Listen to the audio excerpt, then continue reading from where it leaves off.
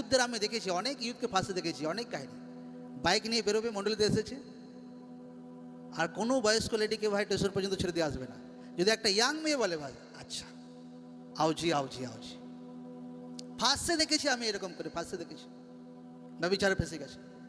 কারণ ঈশ্বর এই জিনিসটাকে মণ্ডলীতে বহুত সকাত করতে বলছে, যে লোকরা পবিত্র জীবন কাটাক, তো টপ লেভেল পর্যন্ত ঈশ্বর আপনাকে উঠাবে, প্রভু যিশু জীবিত নাম। আমেন। লোকরা जितना मर्जी চাক যে আমি এটা করতে যাচ্ছি লাইফে, পরিবার, ঈশ্বর ইচ্ছা পুরা করবে যদি পবিত্র জীবন থাকে। বাচ্চাদেরকে পবিত্র জীবন যদি বাচ্চা কাটাচ্ছে না, তাকে লোকরা শেখাক। বাচ্চার বান্ধবী কে আছে আপনাকে জানা দরকার আছে, বাচ্চার বন্ধু কে আছে বাপ মাকে জানা দরকার আছে, কারণ সেই দিক দিয়ে ব্যভিচারে আত্মা এন্ট্রি করে, বন্ধু বান্ধব দ্বারা বহুত এন্ট্রি করে। তো লোকদেরকে ধ্যান রাখতে হবে যে এমন কোনো বন্ধু বান্ধবের না রাখি যে ব্যভিচারে আত্মা আমার বাচ্চাদের জীবনে এন্ট্রি করতে পারে। কেয়ারফুল থাকতে হবে। আজ তো অনেক সময় বাচ্চাদেরকে কোনো ইয়েই দেখি না। আমি আমার বাচ্চাদের আগে অত আমি ধ্যান দিতাম না, কিন্তু পরে ঈশ্বর শেখায় না, এই আলাদা স্পিরিট এন্ট্রি করবে যদি ধ্যান না দাও।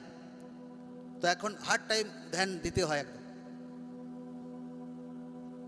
তো লোকরা হোলি লাইফ কাটাক। জোরসে বলো কোন জীবন? এ শুনতে আজব লাগে একদম। অনেক লোকের জীবনে আজকে অপারেশন হচ্ছে, প্রভু যিশু জীবিত নাম। হালেলুয়া। অনেক লোকের অপারেশন হচ্ছে ভেতরে, পাশের লোক বুঝতে পারছে না যে আজকে ভাই, আজকে ঈশ্বর আমাকে অপারেশন করছে ভেতর থেকে, আমার স্পিরিটকে অপারেশন করছে, আমার মনকে অপারেশন করছে ভেতর থেকে। সে ব্যভিচারে টিউমারকে কেটে ফেলে দিচ্ছে একদম। Amen, amen.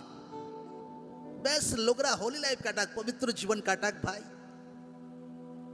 এত প্রভাবশালী ঈশ্বর বানাবে আপনাকে, দুনিয়ার স্যালুট মারবে একদম। আমেন।